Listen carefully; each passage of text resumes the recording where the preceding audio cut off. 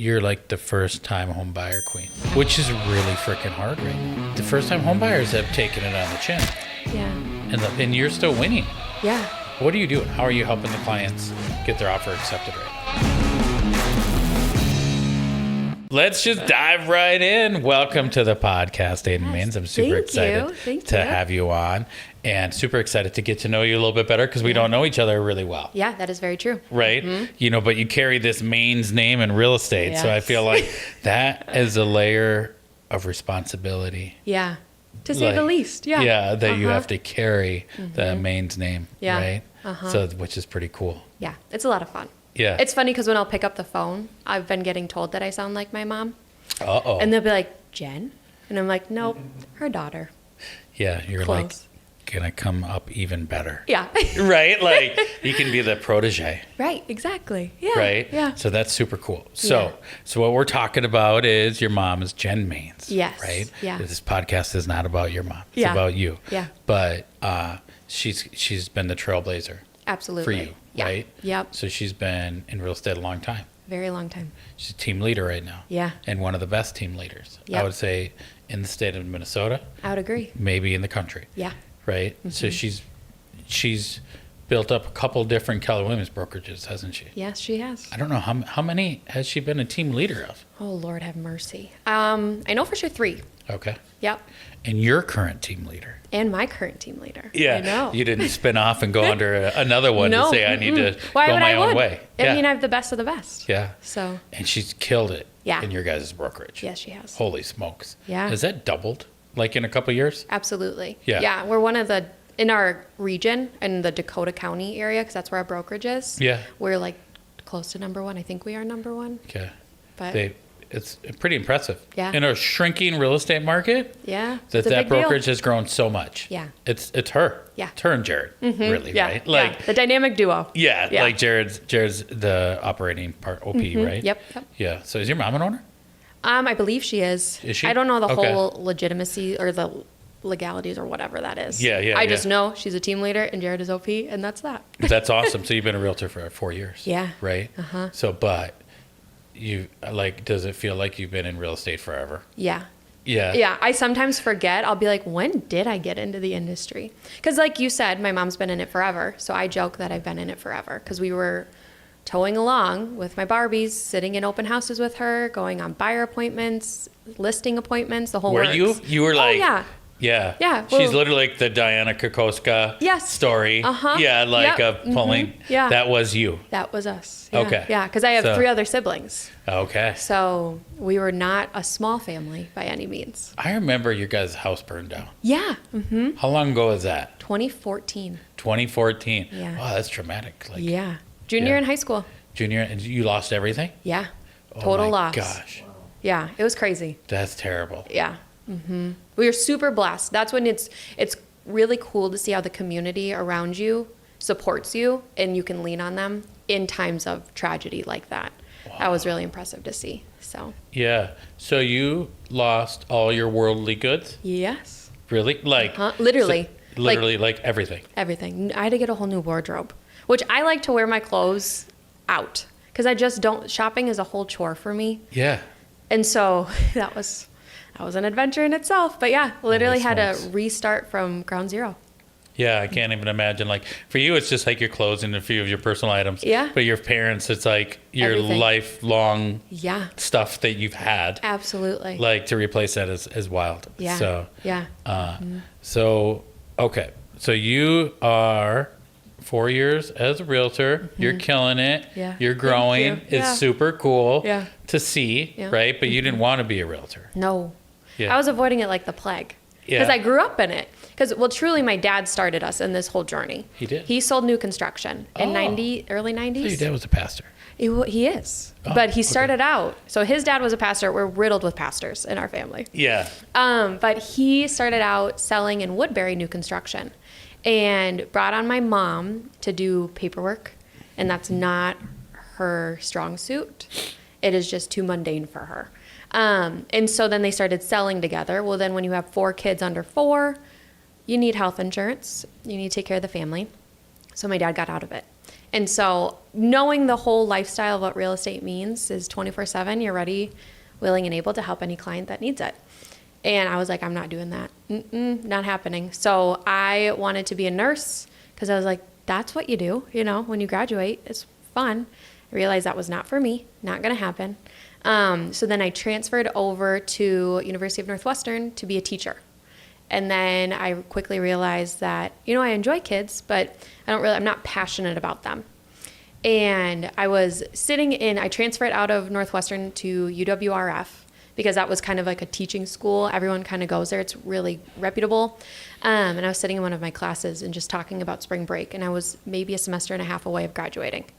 And they were like, what are you doing for spring break? And I was like, oh, I like to just design homes on the side for fun, just to have, creativity. Just design homes? Yeah. Like Literally. what? Like you're just like... Drawing floor plans, thinking of how I could redo our kitchen that we just built in 2014.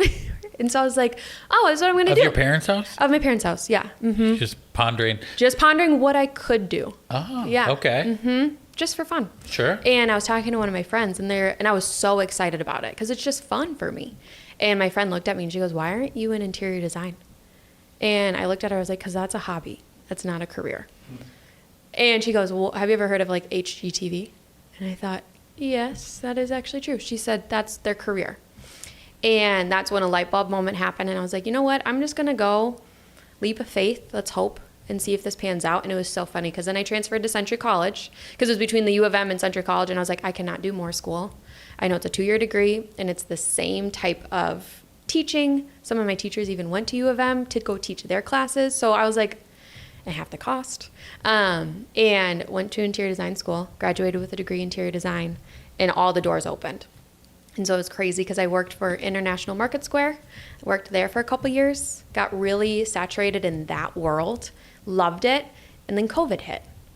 And it was kind of a little bit, jarring because I thought it was going to go this way, and then it didn't. Well, then my mom, conveniently at a dinner table, my brother was going in between if he should stay at college or not. And I knew my youngest brother was going to be a realtor. I told him that from day one, let the record show. And he was like, I'm going to do the college experience. And I said, okay, well, you're getting in debt for no reason, but sure.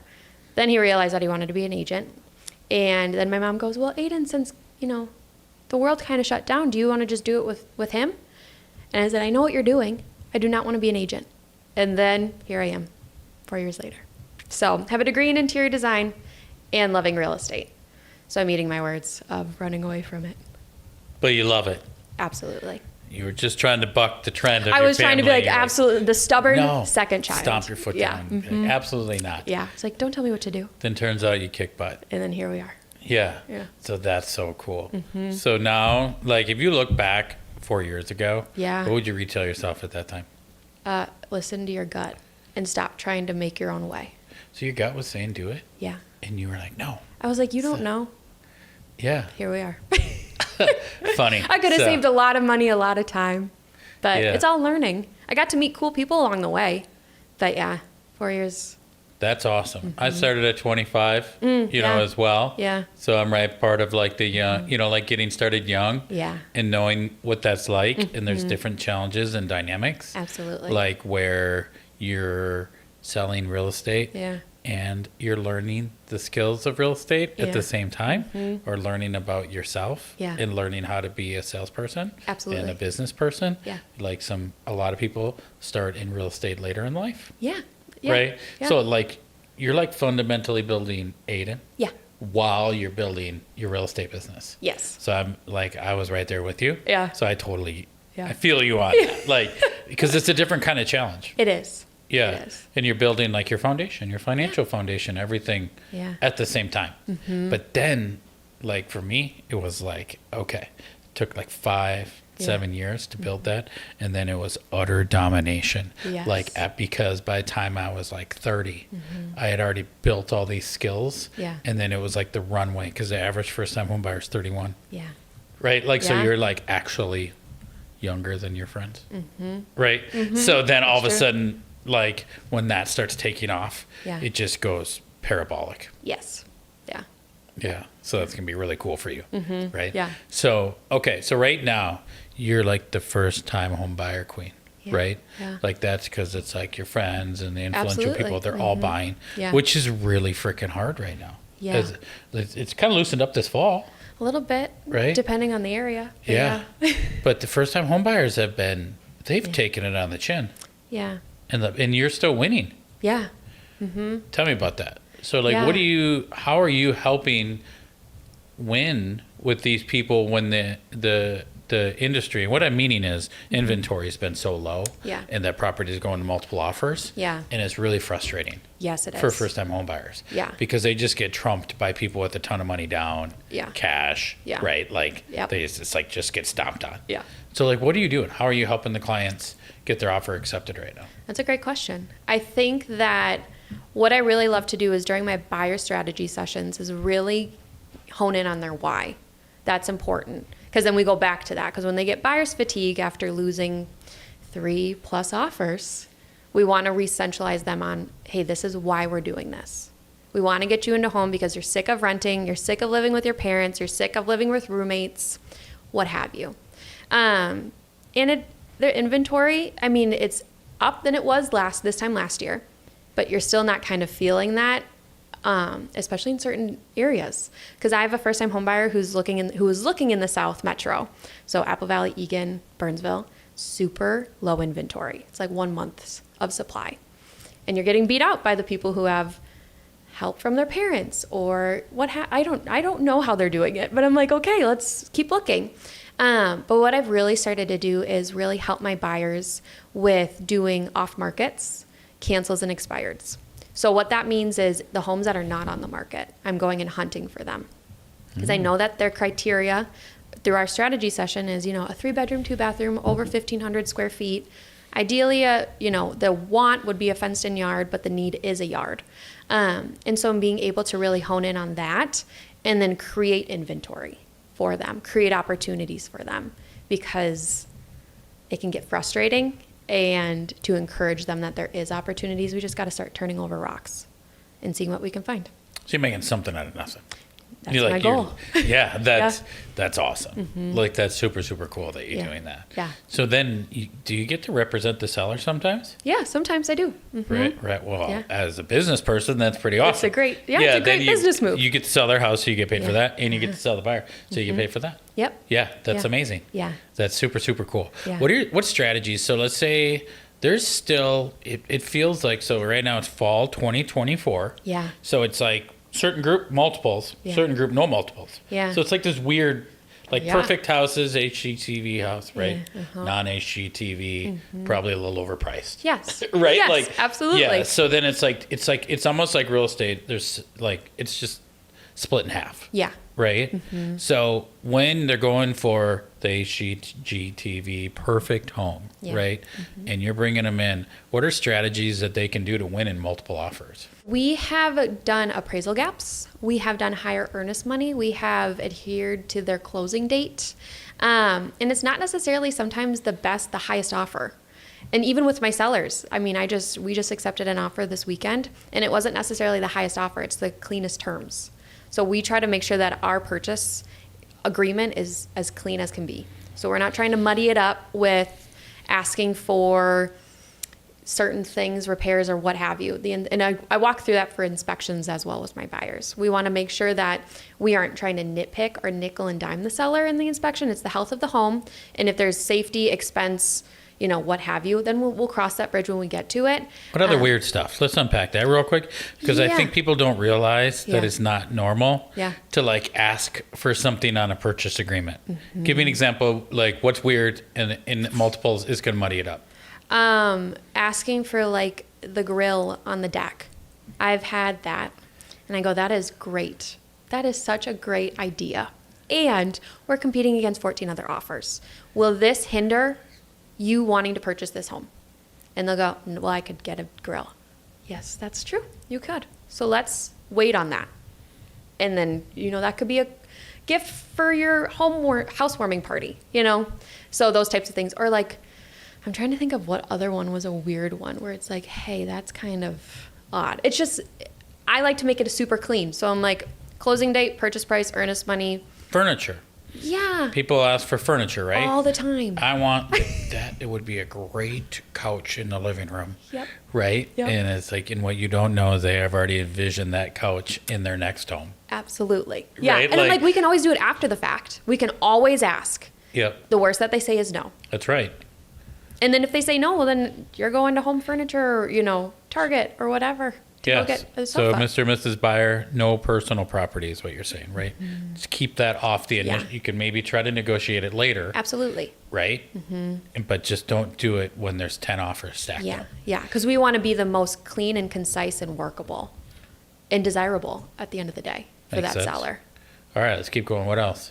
Oh, goodness. For what I'm doing with my buyers? For the multiple offers, is there anything else? We've gotten creative, and so we'll look around the house for the sellers and seeing what they appreciate. I've won a house by offering, I don't know if this is legal, a keg of beer. So that's won it. A keg of beer. Yeah. I'll buy you some Miller. Exactly. right? We will look and see that they have an at-home bar. And we're like, okay, so this is their favorite type of beer. 2 packs of Coors. Funny. If you choose us as the winning offer. Yeah. This is And like it wins. Yeah. It's just random. Like some sellers don't, they are emotional too. The most important part is, Yeah. did you buy the 2 packs of Coors? Absolutely. You We did. held, well, it was in the purchase agreement, so we held to it. Yeah, right. So we honored it. Yeah. But like those types of things. So you can get creative. And you can, and we've written just saying how much we appreciate the home and all those things. But yeah, you can get creative with it, but just there's a difference between creative and making it muddy. How about seller concessions in multiples? I have not written those in. Okay. Pretty often. So no seller paid closing costs in multiple offers. I have won with them before, but at this current market, no. We Okay. haven't been doing that, no. Cool. So, and how about closing dates and like flexibility? Yeah. Yeah, we've encountered some sellers who need like a December closing date. And so we've been flexible with that. And that's won our offers because we're the most flexible. So being able to be helpful and to alleviate that stress for the seller has been a big deal. So whether the seller's been building and they're like, hey, our move-in date for our new home isn't until December 27th. Can you move in that day? Can we close that day? Or we'll do a delayed possession, which I don't always love because that always Yeah, like can a get rent back hairy. type of thing? Yeah, or we'll just Yeah. do, instead of immediate possession on the purchase agreement, we'll just say 24-hour delay. So we won't even ask them to rent it back. We'll just allow them to move out, giving them extra time because they need to close on, so we need to close on their home, then they need to close on the purchase, they need to use the funds. So I'm giving them time for that. Yeah, so rent back, I see that, right? 2 weeks, 30 days. Yeah. It's got to be, for the mortgage side, you got to take occupancy within 60 days. Yes. Right. Correct. So that's pretty important to note Yes. if anybody's thinking about that. Yeah. So if you hear about a rent back and you're selling your house, Yeah. it's not that unusual, No. right? Like that someone, well, I can understand for you might be saying, well, where am I going to go? Yeah. It's usually in a place where they don't have to move in right away, right? Absolutely. You're renting or you got Yeah. another property or Yeah. you got a landing pad, Yes. right? Yes. Yep. Yeah. So very, very cool. Yeah. So, so you're winning in multiples. Yeah. So, which is awesome. Yeah. How about no multiple offers? Because I'm seeing that too. Like we said, we got the multiple and non-multiple market right now. Very much. Are you seeing sellers accepting concessions like seller paid closing costs? Absolutely. Contingencies? Yeah. Yeah. Home sale contingencies? Yep. Yeah. That's pretty cool. If they sit on long enough. So we've started to target if a home is on 8+ days on the market. Kind of the general rule of thumb is that they're going to drop the price here in the next couple of days. So we kind of want to swoop in and see what the property holds, why it's been on for so long. Usually it's price, condition. Those are kind of the two Price highlights. or condition? Yeah. Yeah. Price or condition. Okay. And so we'll walk through and see, and we have initially lost out on a home, and then the inspection falls apart, and then they call us, and they say, "Hey, are you still interested?" Very nice. Yeah. So how about for first-time home buyers right now? Yeah. I feel like how early are you consulting them? So let's just Yeah. say they're thinking about it. Absolutely. How early are you coming in and having a conversation? I like to do it pretty early because I like to gauge their level of seriousness, if you will, like how eager they are, because I want to match their motivation. Because if they're like, yeah, we're thinking about it, but our lease isn't up for another year. Okay, well, we should start having a conversation around month 9 that you're into your lease, because we have 9 months, because it can take sometimes a little bit to search for a home and win a home.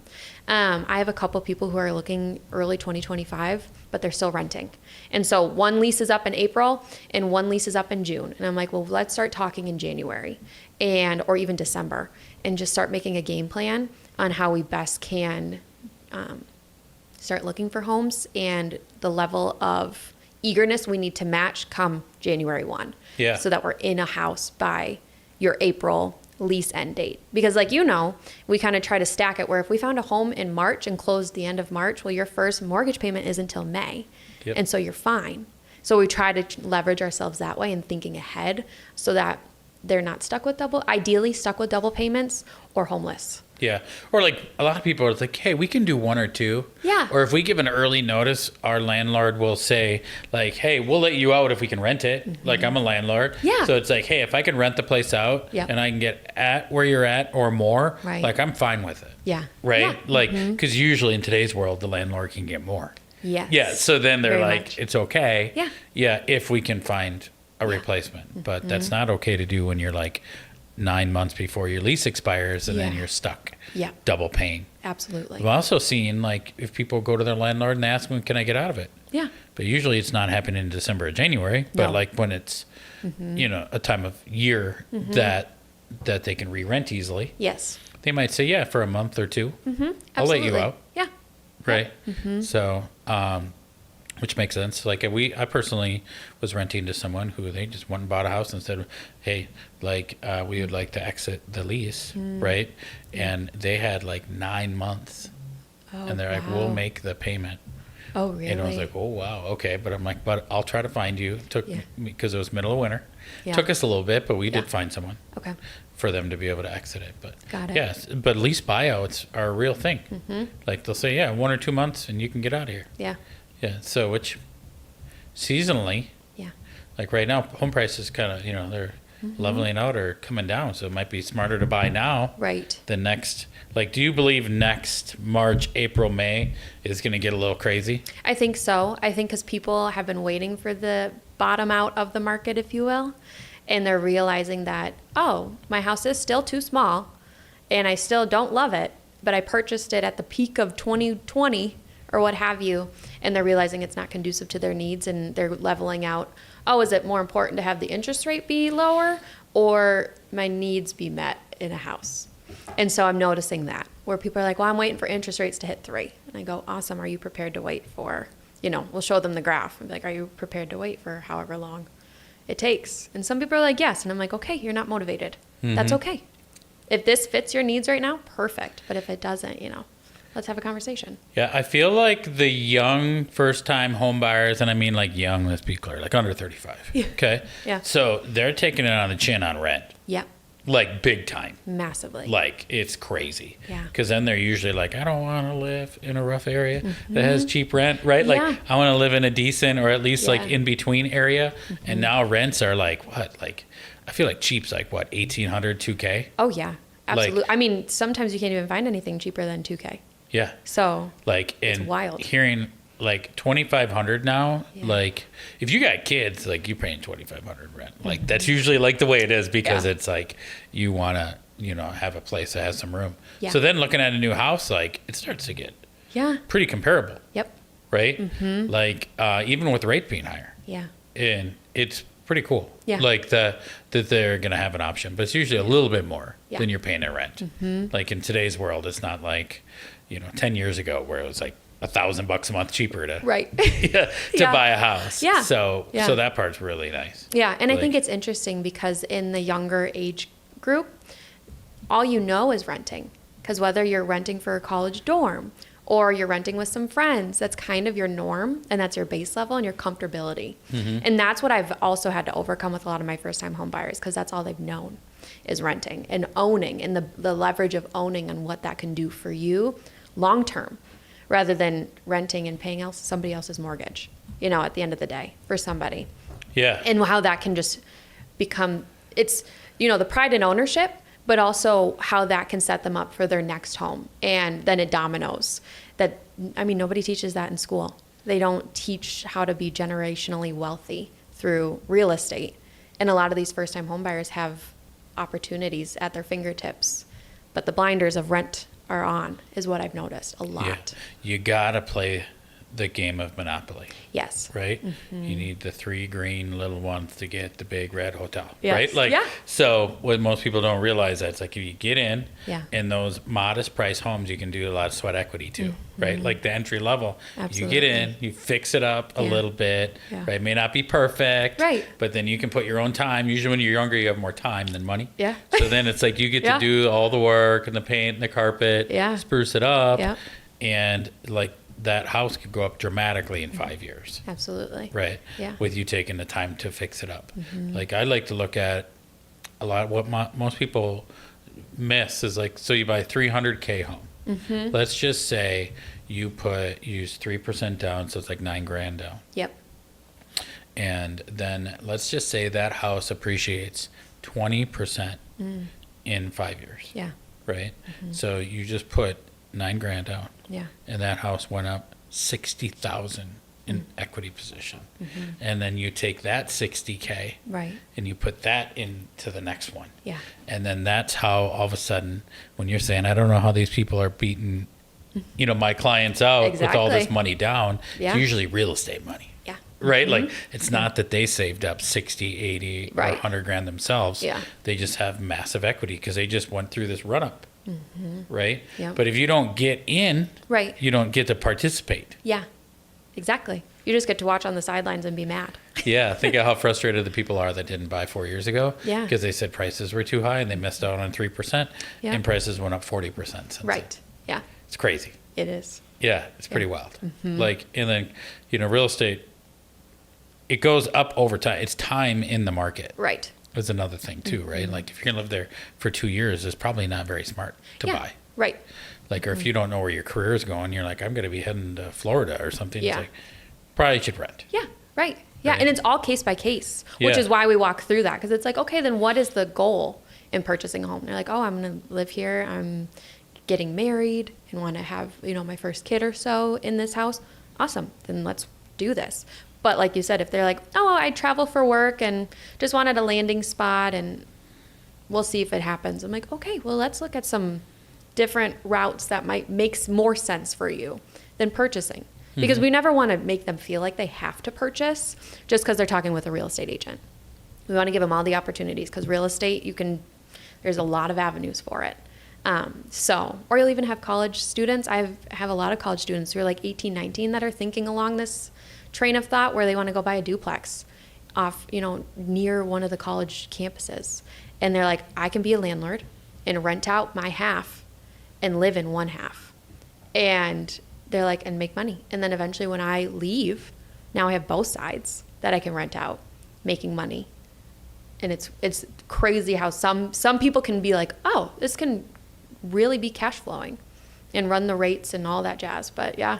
That's what I did on my first house. Yeah.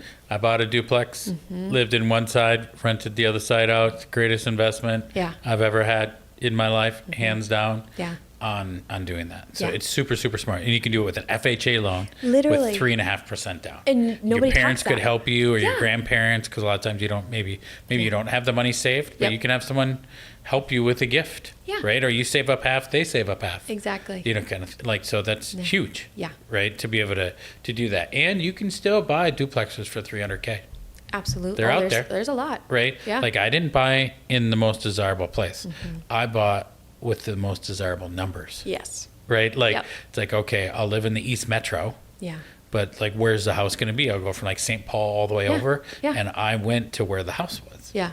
Right? And Yeah. ended up being amazing. Yeah. Yeah.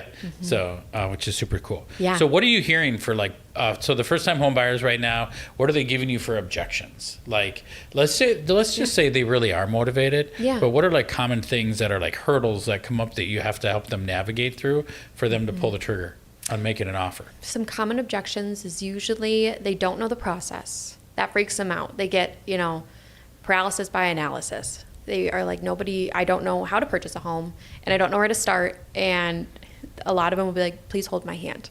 I'm like, that's what we're here for. We'll walk you through, we'll guide you literally through every single step. And rates have been another, of being like, is now even the right time, and overpaying for their house.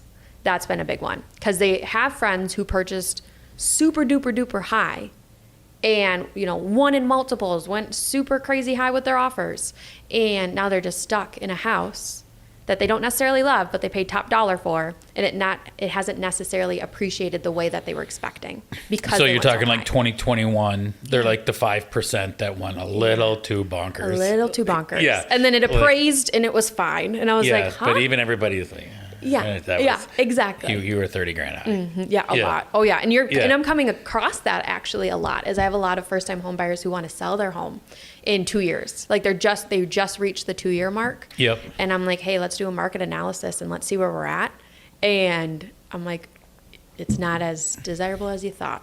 Yeah. I didn't help them purchase. Somebody else did. And we're revisiting that. So I'll come across that. They might be able to rent that place. Yeah. And that's what I say. I always thought to my first time home buyers when we close, I'm like, hey, if you have the financial means, I recommend holding on to this house and renting it out. And this can last you a lifetime. Because that person has like a 3% rate. Absolutely. Right? Yeah. So then they might even break even on rent or make just a hair, but it's like, just let that property sit and give it 5-8 years in a massive equity. Yeah. And you don't even have to think about it. I mean, you maintain it, but so those are the 3 kind of objections, is that they get overwhelmed. Okay. Is that rates, are they expected to drop? What are we forecasting? And then kind of not wanting to overpay for the house. So those are my 3. That makes sense. So and just giving them a good buyer presentation, right, is really what it is, right? Yeah, it is. And I would assume you have that all right in there. Absolutely. Of that. And that's not going to happen again. Like the whole insane multiple offers, because the prices went up to that now. Right? Like, they're already there now, that we just don't see that happening. Do you? No. Where people are like, people think when they hear multiples, like I see multiples like, hey, 10K over. 15, 20. Yeah. But like 3 years ago, it was like 80. Yeah. 100,000. Yeah. You lost out on a home. Come to find out, because I watched it, because that was like, because then it helps kind of set the tone for my buyers to be like, this is what we're facing. And it went $100,000 over. Yeah, usually those are underpriced in the first place. Yeah, super. Right. Like when I did a market, I was like, they did not price this accurately. Yeah, they didn't price it accurately. And here's why: when people are looking back and thinking, if it's going to happen again, this is why it won't, is the house prices went up 20% 1 year. So they might have looked like that house might have sold at 400, but the next year was worth 480. Yeah. Like, and that was that jump time right there. Yeah. So then realtors were really confused on pricing. Yeah. Like on what no one even knew. Yeah. Quite honestly. Yeah. Like what no competent agent knew what it was going to sell for. It's like the market's got to fix it. Yep. Yeah, which isn't happening anymore. First time home buyer, don't worry about that. No. Don't you think right now, like the next 90 days is it for a first time home buyer? Absolutely. I mean, I just had 3 get under contract. Yeah. Within literally 2 weeks, just because the opportunity is starting to open up. And they have been taking it on the chin and beaten up by the market horrifically. I'm like, keep going. Like, you can do this. Like, we're just closer to that yes. Every no means that we're closer to a yes. And once they get under contract, they're like, this is a house for us. I'm glad we waited. I'm like, isn't that crazy? Yeah. Because it felt good going into it. Yeah. When sometimes like they get their offer accepted, but it felt like dirty. Like, you know what I mean? Yes. Like, it wasn't even like a good feeling. It's like, we got so beat up to get this offer accepted. I don't even feel good about this. Yeah. Like said, they're big into energy. Yeah. But our market's like a bell curve, right? Like peaks out in about July. Yep. So now that sales are declining normally, seasonally normal, that's what first time home buyers, that's what you're seeing. Yeah. So that means that people price their house for spring prices in the fall, which you rarely get that. Yep. So then they're having to cut their price down to get out before the winter time. Yep. But it's, fall. Like, we don't have much time left. No. Like, by the time you hit Thanksgiving, everybody pulls their house off the market. Yeah. And they're closing up shop because holidays are here. Yeah. Like, and all of a sudden it becomes barren for like 60 days. Yeah. Right? Yeah. It's dead. But if you can get a house right there, then you're getting like the really good deals usually. Oh, and that's usually because it's funny, because I'll be meeting with buyers who come on around October and they're like, yeah, we're looking for a house, but we don't know if there's gonna be a lot of inventory. I'm like, actually, this is such an opportunity time frame because there's not a lot of competition, because a lot of buyers have a similar mindset where like, I'll wait till spring comes around, I'll take the foot off the gas. Or you'll have sellers like, I need to sell because I'm moving to Florida, or I built my house and I need to go move into my new house. And then they go and get a house for, 25 under ask. Yep. It's like, I'm a big car guy. It's like buying a convertible in January. Yes. Right? Like, no one wants to buy one in January. Right. But if you sell it in June, Yep. it's like the car is worth this much in January. In June, it's worth this much. Yeah. Because people are literally like envisioning themselves driving in it the next week. Yes. Like they're dropping the top on the way out, from buying it from you. Yep. Like they're so excited. So real estate's the same way, right? So like if you're a first time home buyer, when do you think the spring market really like starts ripping? February. Yep. So like now to about February, Yeah. right? This is your season to get out and get in there because you get the closing costs. You can do buy downs. Absolutely. Right? You can get a home inspection. Yeah. Right? You can even get them to fix stuff sometimes. Yeah, right. Right? Like What a concept. in the spring market, they're like, no fixing anything. Yeah. They're like, you think? Well, we got Joe and Susie who are waiving their inspection, which always breaks my heart. Because I'm like, I feel like everybody is allowed or should be allowed and do an inspection because it helps both parties at the end of the day. Because it's a disclosure. It shows the buyers know what they're getting into, and the sellers can be like, you got a home inspection, all that jazz. But we bought a house with an inspection, but we weren't allowed to negotiate anything on it. Yeah. And everything was screwed up. Like it was crazy. Like it's like, now I know why you negotiated for no inspection, because you sold us a piece of crap. Yeah. Like, right. like you knew what you were doing. You knew what you were doing 100%, right? Like, Yeah. and we got fixed with the furnace, and like, we got stuck with all, like it was terrible. Yeah. So, so you better make sure, but we knew that. Yeah. Like, so your agent's got to look out for you. If you're going to do the no inspection thing. Yeah. Like, what are you doing are you like looking a little deeper, or what do you guys do to like, if you're going to go the no inspection route? Yeah. I always tell my buyers, I can't want the inspection more than my buyers. My buyers, that is their choice to do. I always highly recommend them. I never say, you should waive your inspection to get this house. Yeah. Never. But my standard rule of thumb is I walk through and I look at the dates of the mechanicals, age of the roof, if it's allowed, if they disclosed it. And I'll look for, it's funny because I was actually showing a duplex over in Glencoe, so right by St. Cloud. And they didn't disclose anything. And we walked downstairs and I love when there's an exposed basement floor, because you can look up and see all the trusses and things. And they were charred. So I called the city and I was like, curiosity for you, because she wanted to waive her inspection. And I was like, please do not do that. I mean, you can, your choice, but here's, the risk that you run. And I called the city, and the city was like, really? We have no record of a fire happening. And it was occupied. There were tenants living in the duplex. And the floor, like the main support truss was charred. And so that was fun for the seller or the listing agent. Yeah. And my buyer was like, oh my word, I would have never looked at the floorboards. Yeah. Ever. But those are, you can't hide those. Like Sure. if there's past water or mold or flames that have touched that, Right. it's going to show it.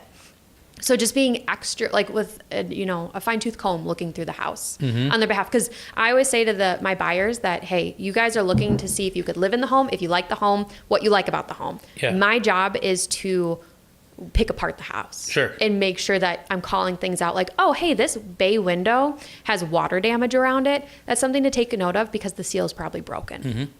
So let's think about, that could be a future cost. Totally. Hey, I bought a crack house. Like, so nothing wrong with buying a crack house, people, okay? Like, Put a disclosure underneath. I bought a house that a guy was smoking crack upstairs, and he passed out and burned the house down. Yeah. So then someone else kind of rebuilt it, and it was a little shoddy. Yeah. And we had to go in and like fix it up, but it turned out to be a great deal. So like, listen, a little char. Like, Nothing, you can fix it. It smells a little bit sometimes, But hey, that's it's fine. Character. Yeah. That's what we call character in the ghetto. Yes. So, yeah. That's great. Funny. So, so I think first-time home buyers are here. Yeah. Like, I feel like anybody who's been thinking about buying their first home, you kind of got screwed in the last couple of years, right? And I think that as the market's loosening, seems like inventory is going to increase and sales will increase, which is like awesome. Yeah. Finally, like normal. Yeah. But it has been for 10 years. It sucks for them for like March to, June. Yeah. It's it's pretty consistently hard. So it's like if you can shop outside of those windows. Yeah, there's opportunity to be had. For sure. Like right now, right? Like is the time. Yeah. Like I really, really believe it. You need to put on here like first time home buyer hacks. Please go and do it. go take action today. Yeah. Don't wait. No. Right? Like I think that's a key message coming out of this podcast. It's like, don't wait, take action now. If you can buy out of your lease, buy out of your lease, even if it's 1 or 2 months. It might seem like a lot of money, you know, $2,000 or $3,000, but it might be getting you 5% off the price of the house. So then it's like, hey, if you just bought that house for $300 versus $315, you totally got your money back by buying out of that lease if you have the money to do it. Absolutely. Yeah. And I always tell them if you can really afford the monthly payment now, you're really, really going to be able to afford it when rates drop or what have you.